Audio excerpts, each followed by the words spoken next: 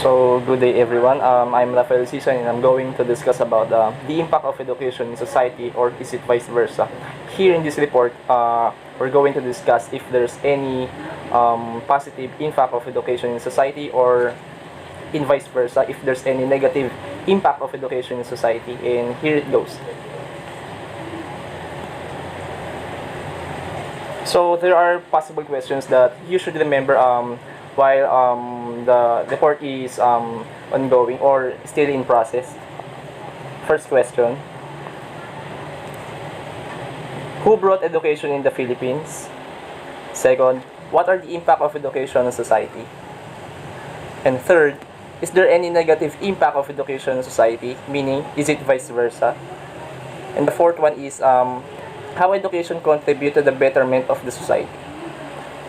And the first thing, or the first topic that I should discuss is the history of education in the Philippines, or who brought the education of the Philippines.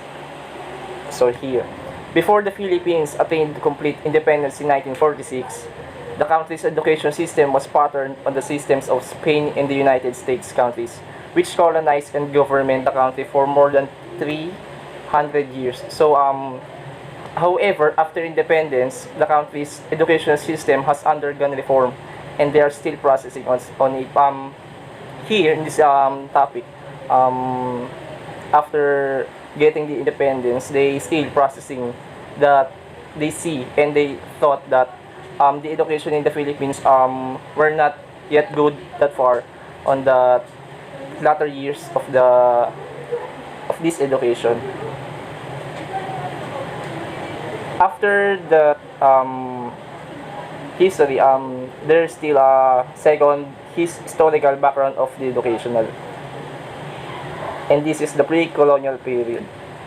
During the pre-colonial period, most children were provided with solely vocational training, which was supervised by parents, tribal tutors, or those assigned for specific specialized roles with their communities. Here, they still recovering, and they still wanting for some students that they can, or they will assign as their babaylan. So here in this pre-colonial period, discussions and lessons are the following. For example, stories, songs, folklores, poetry, and many other literature, and also medical practices. Because before, during that pre-colonial period, there were not any medical supplements like that they can provide. So they just asking for some leaves, and they just supporting their lives with their herbal medicines, their medical products, and their so many more. Furthermore, there's a writing system called the baybayin. So here in this pre-colonial period, the baybayin was being established, being utilized by more studies, and they still on progress, that the baybayin right now is not as good as far as the old baybayin. The third one is the Spanish period. Formal education was brought to the Philippines by the Spaniards, which was conducted mostly by religious orders. Upon learning the local languages and writing systems, they began teaching Christianity, the Spanish language, and Spanish cultural. These religious orders opened the first schools and universities as early as the 16th century. Spanish missionaries established schools immediately after reaching the islands.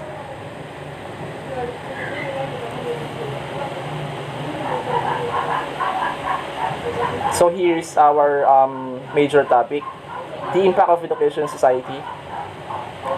Education is fundamental to sustainable development. It is a powerful driver of development and one of the strongest instruments of reducing poverty and improving health.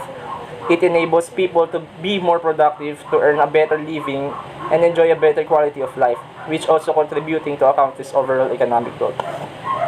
Education is critical for breaking the poverty cycle, and its importance of reflected in the commitment. So in the Philippines, they see that the education is the key to reduce the poverty here, because if you study continually and you pass all the educational needs that you need to possess all the knowledge that you want, they see that poverty is the key to prevent the poverty here in the Philippines. So here are the positive impact of education on society. So education is becoming one of the most important factors to a person's success in today's society.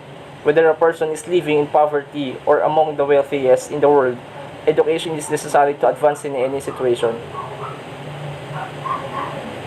So here is the one essential positive factor of having an education in society. Education promotes health. In the same way, every additional year of education, a mother has lowers the child mortality rate by 2%. Another area in which health could improve with education in decreasing the case of HIV and AIDS. A secondary education lowers risk of HIV by 75%.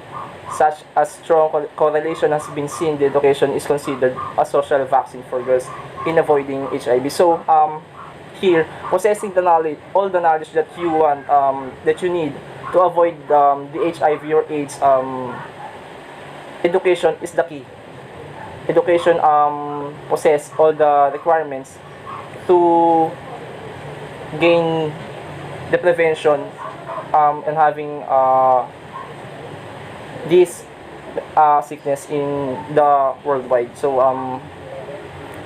for example, here as we experiencing the COVID-19, many scientists finding some solutions on how they can on how they will solve this pandemic problem.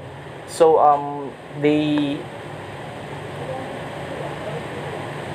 keep on seeking for some medical treatments, for some if they see that this medical is approved by the DOH and by the FDI, they will try human trials. So if this medical trial will be positive, they will approximately undergone this clinical trial was good.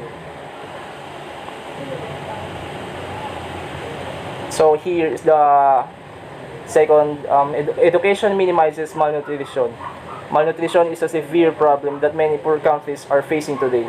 Education has the potential to decrease malnutrition in these countries. Education can provide people with new, more effective farming techniques, which can increase crop production and increase malnutrition. Additionally, studies show that if women farmers had the same education as men farmers, crop production could rise by up to 20%. So here, we must highlight the third factor that education minimizes nutrition. Education provide people with new, more effective farming techniques which can increase crop production and decrease malnutrition. So as I mentioned earlier, that education will give you everything. Education gives you the knowledge that you must attain in able to do something new. Here, effective farming techniques. So if you have a knowledge on doing some technological gadgets, like for example the machines, the old one will be raised in the new one. What I mean to say is that there will be an enhancement and improvement in the farming state here in the Philippines. So for example, if as say here, 20% of the rising factors of production, this can be more upgraded if there will be a lot of people will have an education to do some technical gadgets that will provide more efficient and enhancement of the products.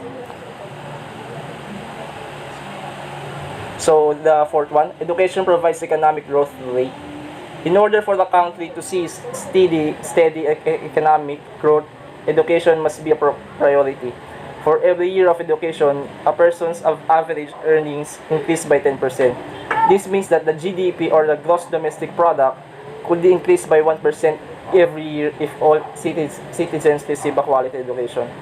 With regard to women, if girls receive the same education as boys, developing countries could gain up to $90 billion each year. And the last one, it helps taking independent decisions. Good form of education helps individuals in enhancing their decision-making process. It develops their logical thinking and makes them attentive before making an important decision. So, if you are having, if you possess the knowledge and all the knowledge, lessons, education that you need year by year, you are studying, and you possess all the learnings and the good manners, ethical needs that you need, and then knowing what is right and wrong, and knowing the truth and that knowing the truth and the false. This will lead in a good thinking, independent decision. If there's a positive impact, there must be a negative impact of education in society. So here they are. All the good that education has brought into the society, there are negatives as well. Criminals, antisocial elements, and terrorists are now making use of modern science and technology to destroy the every framework of the civilized society. Even information upon bombs and chemical weaponry manufacturing is available in internet, which in the following hands has led to loss of many lives over the past few years. So education, if properly utilized, can boost the dignity of life and can act as the source of nourishment and strength to the mankind. If misused, it can also have negative impact on society. So we must highlight here the second one. Criminals, antisocial elements, and terrorists are now making use of modern science and technology to destroy the every framework of the civilized society. So to make the long story short, there will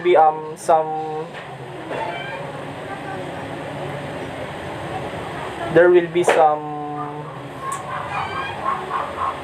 chemical trials of using these elements. For example, you are going to make a bomb and use it to terrorizing a lot of countries here in the Philippines. So there will be a negative impact of education on society. The education is not always leading in a positive way. There might be some negative impact of education on this society. So here's the moral impact. Moral impact is worsening the level of moral values as a child. It inculcates a kind of competitiveness that borders on unhealthy relationships. They are taught that marks and trophies are everything you need to lead a successful life. So here they say that paunahan sa grades, paangatan kung sinong pinakamagaling, pasiklaban kung sinong pinakamagaling, pakitang gilas kung sinong pinakamagaling. Here in the moral impact, we are discussing that the moral impact of every students are now affecting by the education. So they mean that I can be the first one, I can lead without the help of the others, and so on and so forth. The how and why are not so important. Just mag up that's what is taught to a kid, and that's what he grows up learning. The society has sunk far too deep in this muck to get up now. It is a custom tradition to teach our kids to come first in class and knowledge. This is creating not a wholesome adult but a competitive animal out there, little kids. Another one, the lack of wisdom. The modern education system is all about getting loads of garbage into a little mind. It expects us a student to complete huge portions, and that's what students are doing, but in a wrong way. This is one of the saddest aspects of modern society. Disquotation, we have knowledge but no wisdom to use it. So here it goes. Role of society in strengthening the children of society. Education is the most important criteria for individual as well as collective development of a society as a state. And primary education is the basic bedrock upon which whole building of education and human development stands. It provides the child with a basic insight to a new world and provides with the necessary tools to proceed the various fields of. I just want to finalize all my reports. Here in the Philippines, how unfortunate and how it makes me sad because our government was not focusing on the here in the education of the Philippines. There are many certain problems and interruptions that education must need to be removed. For example, the lack of professional teachers that we need to teach some many schools and some schools that need a good facilities, and one more important is that the reading materials that need to be provided by the local government, because if they want to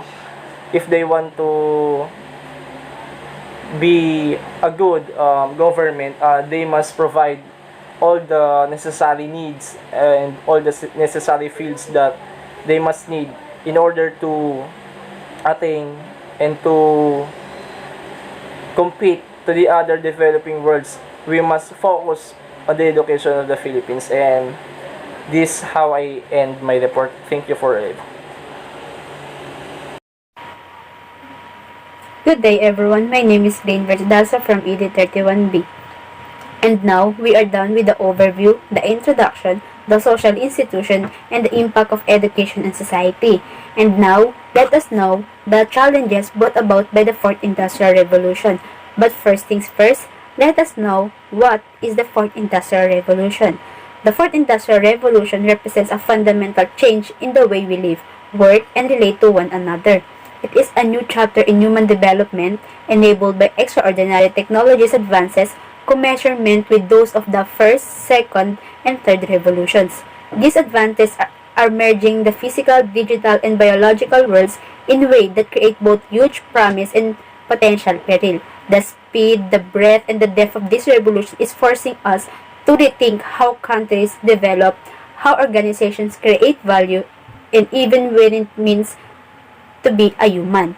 The Fourth Industrial Revolution is about more than just technology driving change. It is an opportunity to help everyone, including leaders, policymakers, and people from all income groups and nations, to harness converging technologies in order to create an exclusive, human-centered future. The real opportunity is look beyond technology and find ways to give the greatest number of people the ability to positively impact their families, organizations, and communities.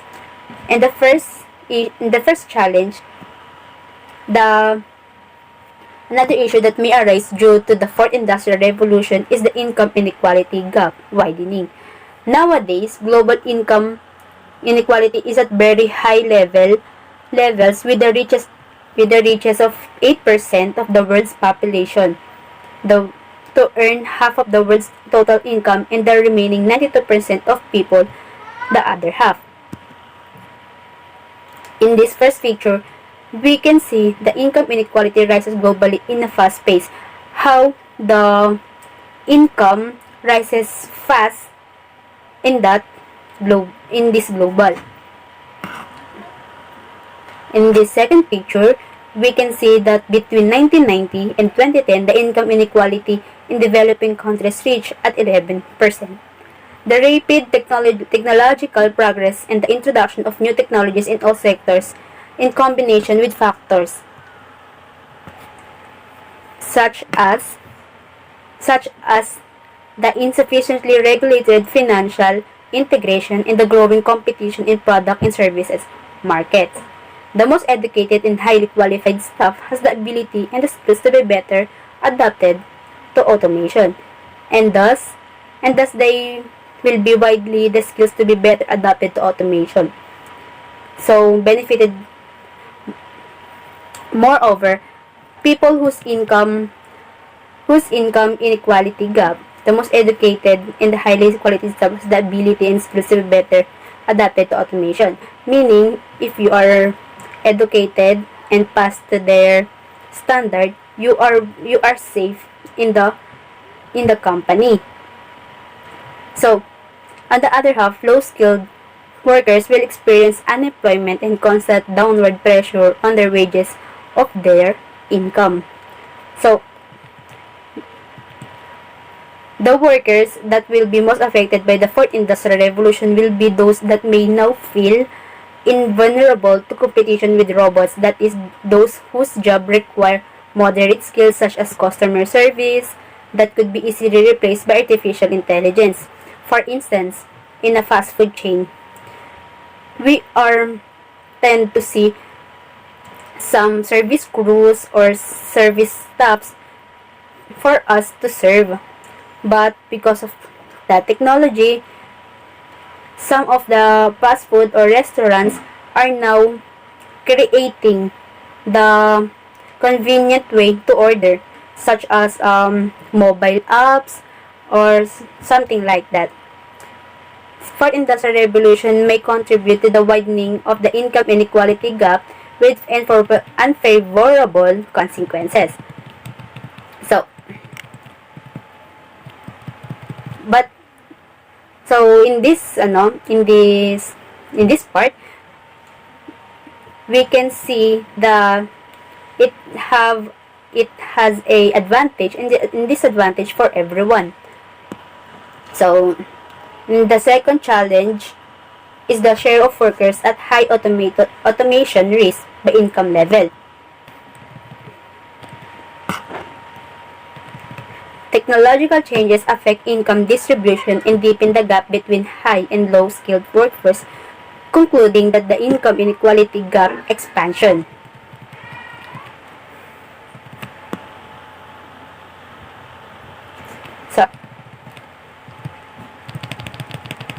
So Birdsall in his study supports that the technological progress increases the skill bonus and replaces low-skilled workers, deepening in the way the inequality. As I said earlier, the most skilled and the most have ability to do everything will be safe in the company, while the people who are low skilled and not so rich in the level or the standards of the company are affected by this part. So Papagurgiu et al. Conclude that the variables such as technological development, access to education, sectoral employment rates, and the national economic growth are deterministic for inequality in low and high income countries. In this variable, the International Labour Organization adds the technological change, the globalization, and the reduction of social welfare such as key factors for widening in income inequality. So they are also think and that the alternative point of view that is that of Golden and Katz coordinates. They said that which income inequality is mainly explained by changes in education rather than shifts in technology. So they believe that in income changes or income level, education has a part of it. So, Agustina argues that during the period of pre-globalization, technological progress enforced labor, reducing the income inequality. While the post-globalization period, technological progress enforced capital, increasing in this way the inequality. And according to Deliotti Global Report, the, the adaptation of emerging technologies as artificial intelligence in countries such as India, South Africa, and China may drive to social turmoil and increase income inequality in the future. These countries had significant economic and political changes that, in some cases, led to high growth. But at the same time, it is known as social cracks had been introduced, creating greater sensitivity to future social income changes. The third challenge brought about by the Fourth Industrial Revolution is the poverty. Another severe social problem that is possible to get bigger due to the Fourth Industrial Revolution because it is growing rapidly. Today, 767 million people live below the poverty line with $1.90 per day, or equally 91.91 peso in the Philippines, meaning billions of people globally are living their life every day with almost 100 peso. The evolution of technology and the job loss may worsen this situation, driving more people to the unemployment and the poverty. The problem may become deeper if one takes into account the massive urbanization that is observed internationally. So there are believed by the 2030 almost 67% of the world's population will be concentrated in urban areas. The rapid population growth and the non-sustainable urbanization may cause a great rising of poverty, conflicts, high wastage of resources, and severe health and food security issues. In our days, one of 9 people worldwide, or in 795 million, is malnourished because of poverty.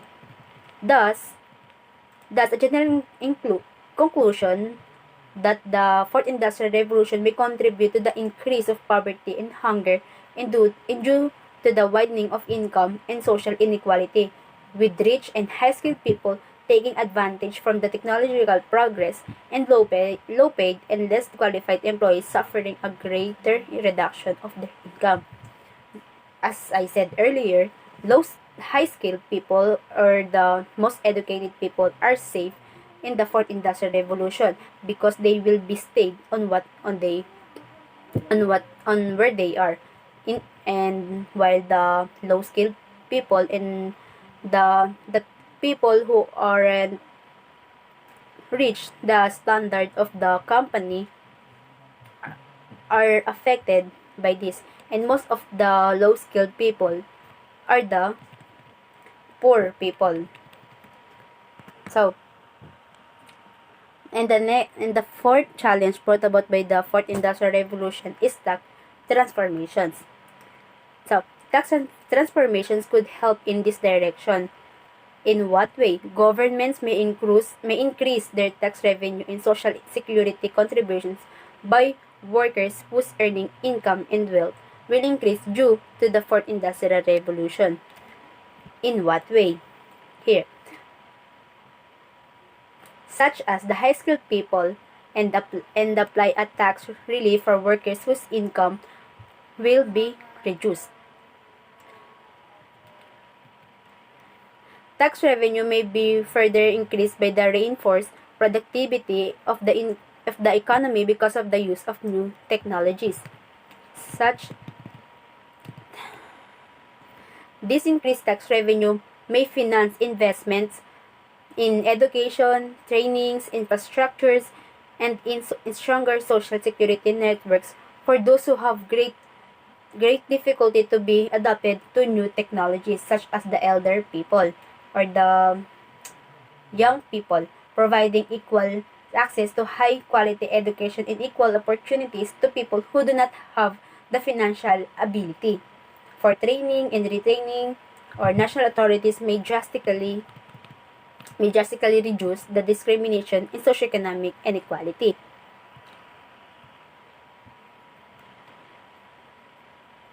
Governments taking advantage from the opportunities that Industry 4.0 offers that may also contribute to the reduction of hunger worldwide by promoting sustainable agriculture, agricultural production, and the smart farming.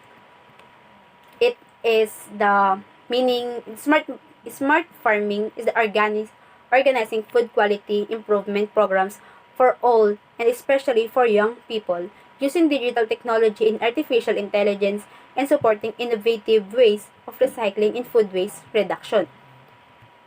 So, the risk of a gender gap expansion is another social issue that requires authority attention. So they believe that in the future, industrial workforce will be mainly male, with less than 10% of European programmers being women. According to the report of the World Economic Forum, only 24% of the IT and communication sector workforce is female. So, government must work in the direction of addressing the gender gap by emphasizing to the female creative thinking, encouraging their active participation of the innovation. So they believe that the women are the are more creative and innovate in active participant in the innovation programs rather than the male. It captures the relationship between both the educational level and the gender of employees with the exposure to the risk automation. As I was saying earlier, people with lower education are most exposed to the risk of automation or termination, while highly educated employees are the most protected ones, or as I said earlier, the safe ones. An interesting point is that as the automation replaces the manual work, low and medium educated men tend to be more exposed to automation than low and medium educated women, while highly educated women are constantly more exposed to automation than highly educated men, but less exposed the people of low and medium education. So meaning in this for industrial revolution, women are powerful or more useful than the male people. So the next one is the potential impact of job automation across workers by education level. So there are also severe legal reasons that oblige authorities to follow strict policies so as to reduce the negative consequences of fourth industrial revolution for people.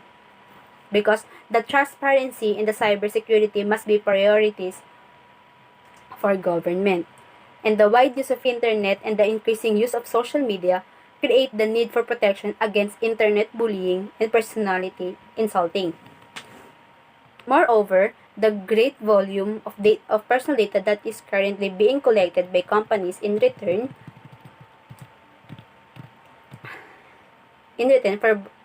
for providing zero-cost services oblige authorities to create social laws and regulations that will prevent possible violations of citizens' personal data and used in malicious acts, and will protect individuals' personality. So the third bullet explains that the concerning transparency, digital portals, and accountability mechanisms for combating corruption may support government's efforts and increase confidence in the governmental work.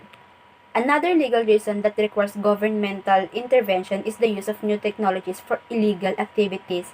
For example, the use of blockchain technologies for speculation purposes has been proven prone to failures and may drive to a great financial uncertainty, and the use of models for secure and legal online payments and transactions, and the use of new technologies for creating new, flexible, and secure service systems are crucial policies for ensuring the legality of online transactions and improving citizen service in a safe and legal way. So in this part, so in the fourth industrial revolution, it may have good and the bad ones. Government may do some illegal activities such as corruption in this way, and the other one, it can help other people. It can help other people and do things more convenient. And the next one is the nature of national and international security. The fourth industrial revolution may also affect the nature of national and international security. Its conflicts and wars in the new age will mainly become hybrid or merge nation, with the threat of a nuclear and chemical conflict being visible. The use of nuclear and chemical weapons in a conflict among countries requires special attention by national governments, since it may cause mass reduction of population and condemn next generation.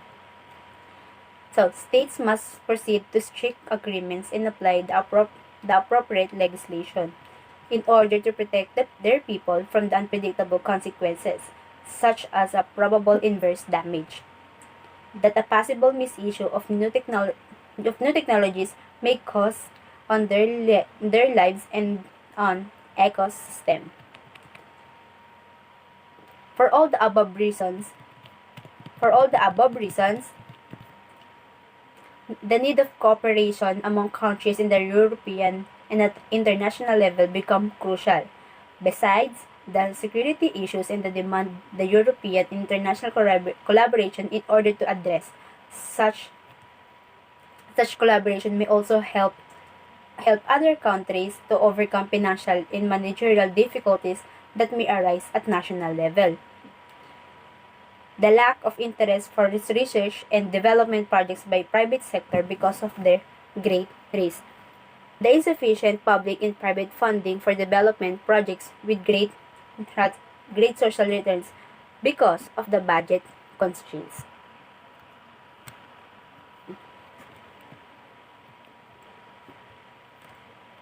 Government could use new technologies to promote organization and collaboration programs among business. So,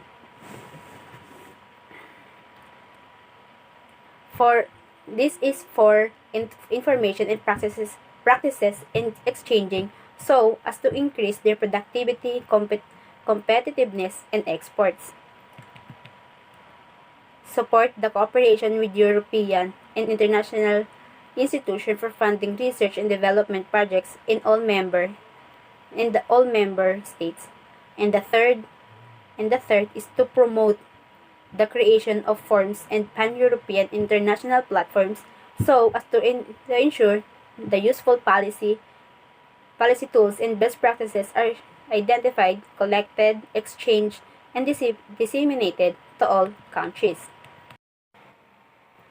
So, the last challenge brought about by the fourth industrial revolution is the climate change. It is another major problem that may become more severe due to the fourth industrial revolution, because in many studies have shown that the economic growth and the technological development may contribute significantly to the economic growth and to the climate change. The new species such as the drought-resistant vegetables and fruits and the new ecosystem that are created in order to deal with severe problems like hunger are up to a point helpful. But they may also affect the human lives. That may also affect the human life in an unpredictable and undesirable way. This fact, in combination with the increasing extreme weather phenomena and the natural disasters that threaten human life, with the poorest areas to be more affected, or the poor peoples, poor people. Government has to take action in order to deal with the climate change, sets limits in the technological progress when this disturbs the environmental balance and threatens human life. In this direction, government must use the new technologies as a tool in order to develop the appropriate policies, such as focusing on programs and algorithms for prediction of extreme weather and climate phenomena. In it in the Philippines, we have Feebox, Pag-asa, and etc. Digital alert system may improve the adaptability of countries to possible disasters because they are the ones who keep on informing us or give us knowledge on everything we will experience or will happen. And the third is the adoption of new forms of affordable and clean energy such as the renewable sources of energy such as wind, wave, solar that may help countries to ensure the energy of autonomy. And the fourth one is the sustainable industrialization and sustainable production in infrastructure. The buildings is part of this. And the next one is a programs to promote the careful and sustainable use of terrestrial and marine ecosystems. So that. And the sixth one is the protection and sustainable use of forests. So we must know and have a knowledge about on protecting our forests because it have a big help for the people who are living around that place. The seventh one is the protection sustainable sense in the use of oceans and other water resources. So we must be mindful on the in the waters, in the oceans, lakes, rivers, because it has a great part of our lives. And the last one is the fight against desertification and the protection of biodiversity. We must know that the biodiversity is part of our living. If we don't have if we will not take care of our biodiversity, our lives will be incomplete.